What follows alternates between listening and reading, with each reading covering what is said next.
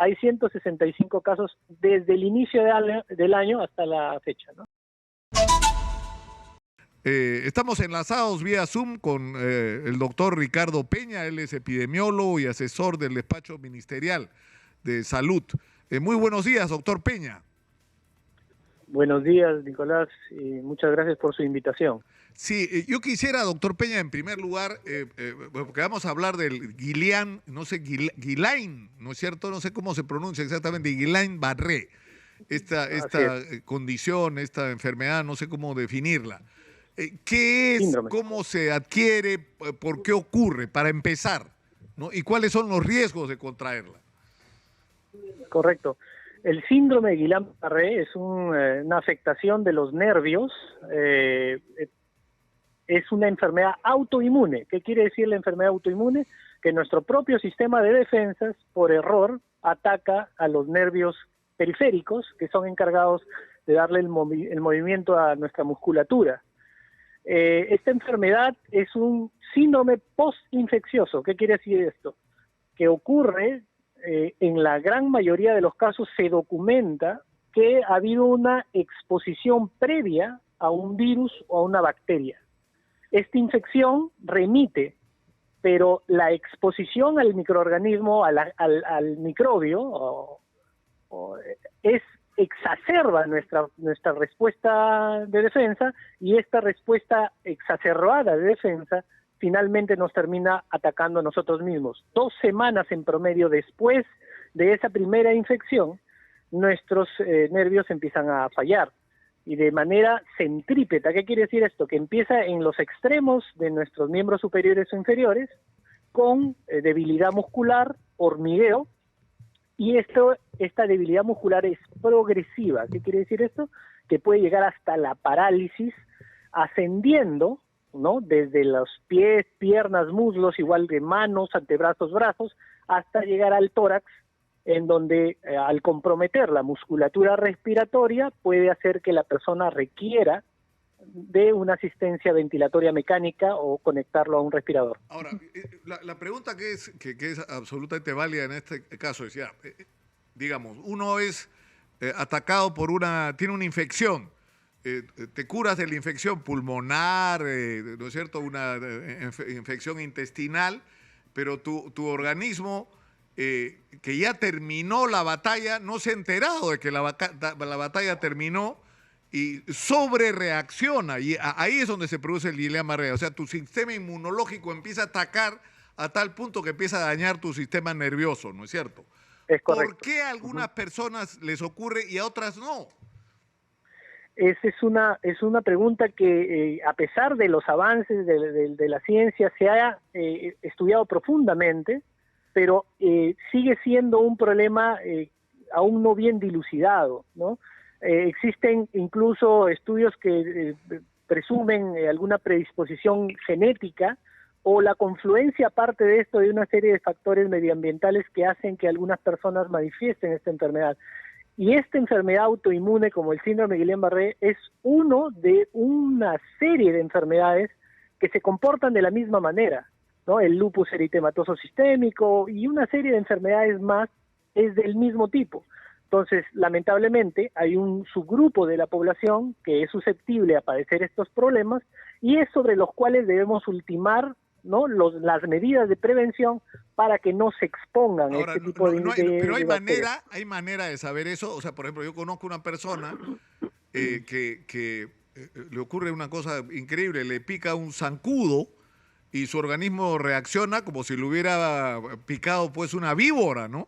O sea, la reacción de su organismo es sobredimensionada a la agresión que ha recibido, y eso tiene que ver, según la han diagnosticado, con un tema inmunológico. Es decir, su organismo reacciona de una manera desproporcionada ante agresiones externas, digamos, ¿no? Pero ¿cómo puede uno saber si tiene predisposición o no a reaccionar de esta manera, a padecer de este síndrome? Esto es ciertamente algo complejo porque las respuestas son distintas de individuo en individuo. La ciencia está avanzando de manera importantísima, se están mapeando incluso algunos que se denominan marcadores, ¿no? Son procedimientos complejos, pero hasta el momento no se tiene de alguna manera mapeado una prueba que permita hacer un screening, no una prueba de tamizaje para saber qué persona es susceptible o no, sí, no para claro. el tema del síndrome. Ahora, ¿qué hay No, que hacer? lamentablemente no se tiene. Ahora, ¿el riesgo cuál es? ¿Qué es lo peor que te puede pasar si te ocurre? Porque ya hemos hablado en otras oportunidades y es bueno recordarlo, que los síntomas son una sensación de adormecimiento y después de imposibilidad de mover, y ocurre sobre todo en las piernas, ¿no? Pero no solo en las piernas. Así es. O sea, Exacto. empieza a subir, ¿no es cierto? Así es. Es una neuropatía periférica ascendente y progresiva, ¿no? Entonces, este tipo de pacientes tiene, bueno, en realidad el síndrome de Guillain-Barré es un espectro de varios tipos o formas de presentación, ¿no? Como bien lo han manifestado, la forma progresiva ascendente es la más común, que se inicia en los miembros inferiores. Hay algunos que empiezan en los miembros superiores, hay algunos que empiezan incluso con manifestaciones de los nervios craneales, que se caracterizan, por ejemplo, por deficiencias en el movimiento ocular, ¿no? En el movimiento oculomotor, y que incluso pueden causar visión doble o lo que se denomina diplopia, ¿no? Pero son distintos, obviamente son las menos frecuentes, las formas de presentación menos frecuentes. Como tú bien lo has manifestado, la forma más común es ese adormecimiento y pérdida de la fuerza muscular hasta la parálisis, que es de la parte más distal de nuestros miembros hacia el tronco, ascendente, ¿no? ¿Qué es lo peor que te puede pasar, doctor Peña? ¿Qué es lo peor? Lo peor que le puede pasar, sí, existen algunos casos lamentablemente que llegan a ser casos fatales, ¿no? La persona puede morir, pero por lo general no muere por la enfermedad en sí, sino que es una persona que al tener parálisis de la musculatura respiratoria es necesario asistir la ventilación. Entonces tienes que intubar a la persona, ponerla en un ventilador mecánico, y si es una persona con múltiples comorbilidades, claro, y si ocurren infecciones sobrevegadas, lamentablemente la persona muere. Por eso la recomendación es que si usted empieza a tener, en primer lugar, una especie de adormecimiento y después ya hay incapacidad de mover las piernas, inmediatamente tiene que ir a buscar atención médica antes de que esto se agrave, ¿no? Ahora, ahí viene nuestro problema, que en realidad era el motivo de esta entrevista. Hay un montón de casos. ¿Cuántos casos tienen registrados en este momento? Ya, hasta el día de ayer, es una enfermedad que está intensa, muy minuciosamente monitorizada a través del sistema de vigilancia. Hay 165 casos desde el inicio del año hasta la fecha, ¿no? Y el tema es que no tenemos medicamentos suficientes para atenderlos, ¿no? Porque ¿qué cosa es lo que se requiere? Inmunoglobulina, es decir, que es un medicamento para controlar el sistema inmunológico, ¿no? Es correcto. En sí existen dos terapias, ¿no? La primera terapia es la inmunoglobulina. Es un anticuerpo exógeno, o sea, que se le administra al paciente, y esto disminuye la respuesta inmune de la persona y reduciendo el periodo de afectación de los nervios. Pero también existe otro procedimiento terapéutico que se llama plasmaféresis. La plasmaféresis se recambia el plasma, que es la forma líquida de la sangre, donde están los anticuerpos que le hacen daño a los nervios, y eso le elimina esos anticuerpos y reduciendo igualmente el periodo de daño a los nervios. Respecto a la disponibilidad de los tratamientos, la inmunoglobulina, ciertamente hay una escasez en el mercado internacional para la adquisición de estos. Como ya se había anunciado y la viceministra de Salud lo había hecho en su momento, precisó de que había un stock de un proveedor de 1,000 frascos, los cuales ya se hicieron los procedimientos administrativos para la adquisición. 990 frascos ya están comprometidos con el proveedor. Incluso hay una actualización de la información. Nos han dado cuenta que ayer 250 frascos ya arribaron a La Libertad, donde fue una de las regiones donde se identificó este pico de casos al inicio del mes de junio. Además de eso, tenemos la plasmaféresis, que se han copiado 10 hospitales en todo el país que tienen el equipamiento y los insumos para poder realizar el procedimiento a los pacientes que lo necesiten. y se está haciendo la redistribución, por ejemplo, de albúmina y de los insumos como el catéter de alto flujo, el kit de plasmaféresis, para poder garantizar el trabajo terapéutico sobre los pacientes de estos hospitales. Y en los hospitales que no dispongan de estos insumos y productos farmacéuticos como la inmunoglobulina, se está trasladando a los pacientes a los hospitales que sí lo tengan. Así hemos tenido ya 2 pacientes que a través de un puente aéreo se han trasladado de Tumbes a Lima y de Cajamarca también a Lima, ¿no? Hacia el hospital Hipólito Unanue para el primero y al hospital Arzobispo Loaiza para el segundo paciente. Ahora, usted acaba de llamar la atención sobre el hecho de que en La Libertad ha habido muchos casos. No hay ninguna explicación para eso, ¿no? Es decir, todavía no se tiene una respuesta por qué en algunas zonas hay más casos que en otras, ¿no? En realidad sí.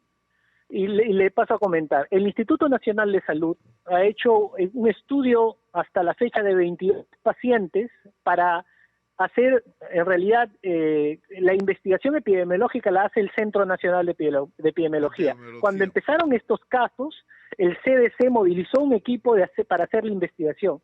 En esta investigación se le pregunta al paciente que tiene o al familiar del paciente que está comprometido si es que en las pasadas 3 o 4 semanas presentó un cuadro infeccioso. Se mapeó este antecedente de enfermedad infecciosa en una buena proporción de los pacientes, en casi la mayoría. Y la mitad de estos registraba el antecedente de una infección gastrointestinal.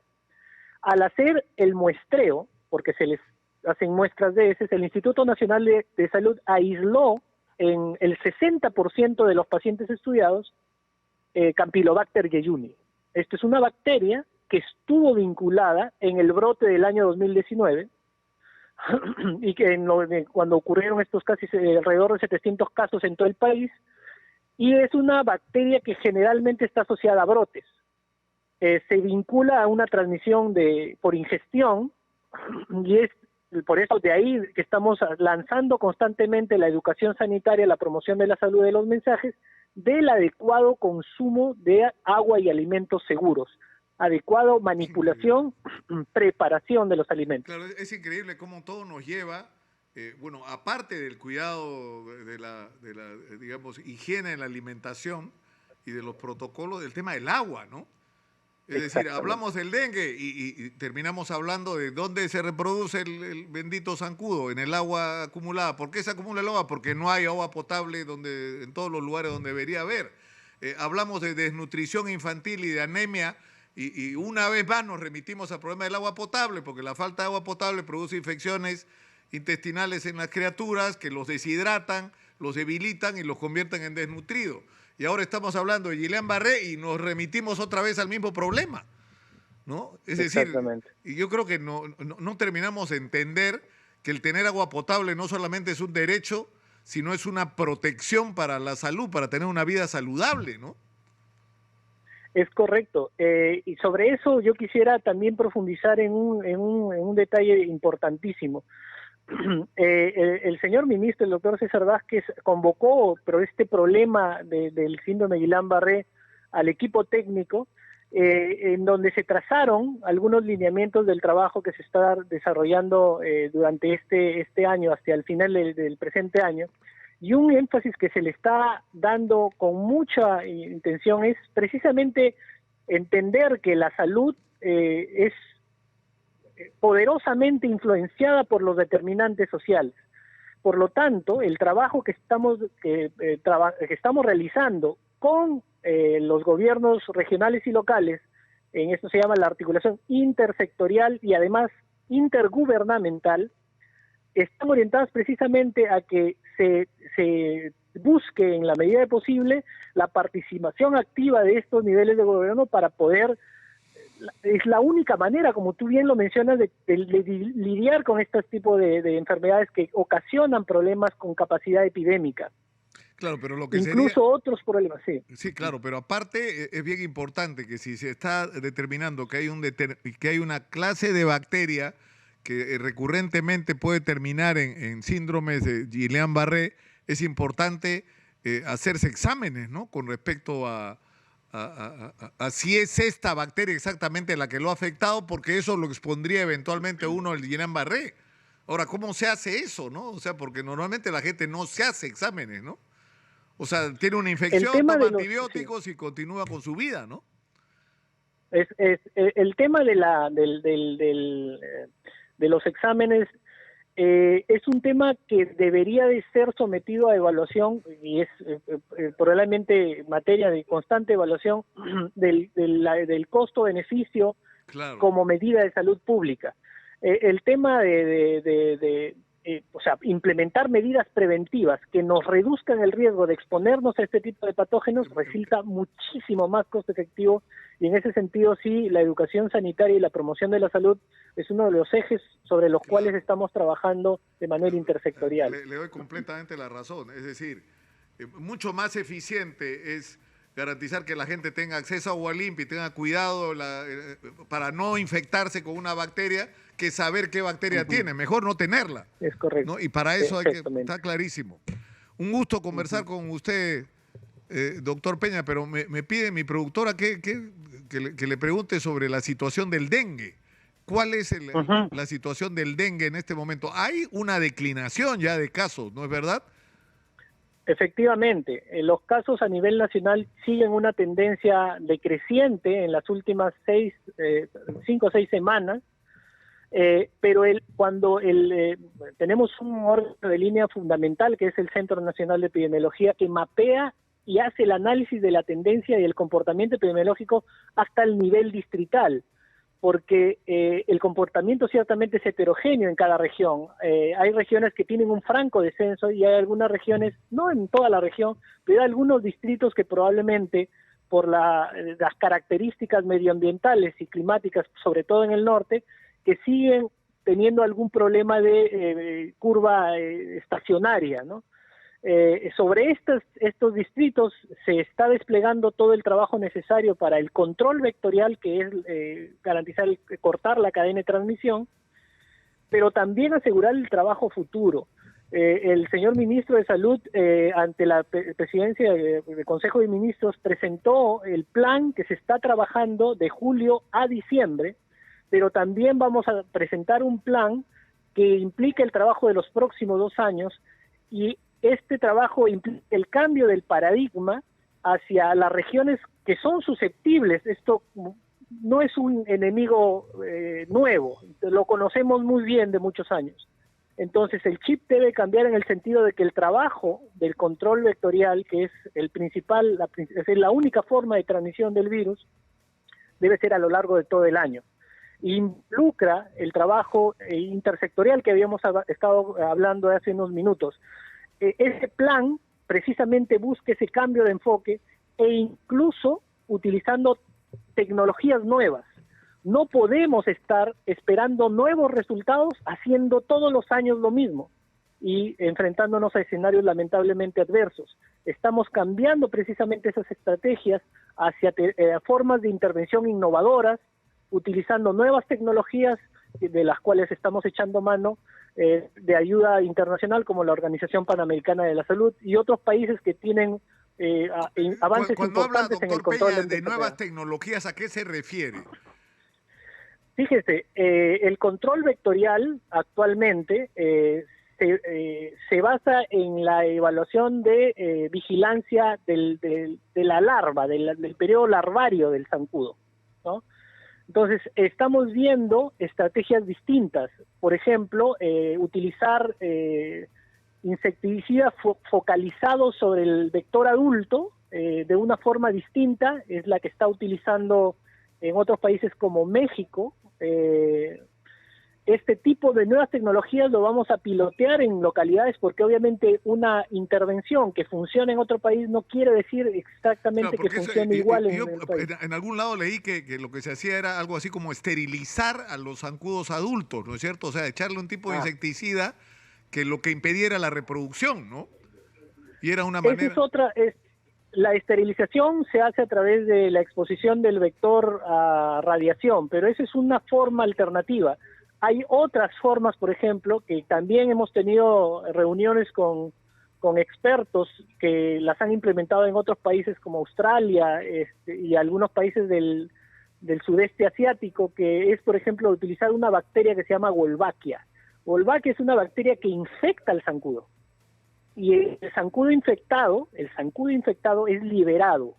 Ese zancudo infectado, liberado al medio ambiente, puede contagiar a otros zancudos que están en el medio ambiente, y la ventaja de la bacteria es que puede transmitirse transováricamente. O sea, una hembra mosquito deposita huevos infectados también con la bacteria. Esa bacteria reduce el tiempo de vida del zancudo, o sea, el zancudo vive menos, incluso afecta su capacidad de movimiento y su capacidad de alimentarse, y obviamente reduce ostensiblemente la capacidad de infectar del zancudo. Claro. Doctor Peña, ha sido un gusto conversar con usted. Muchas gracias. Y creo que ha sido muy valiosa la información Nicolás, que nos gracias. ha transmitido el doctor Ricardo Peña, epidemiólogo y asesor del despacho ministerial del Ministerio de Salud.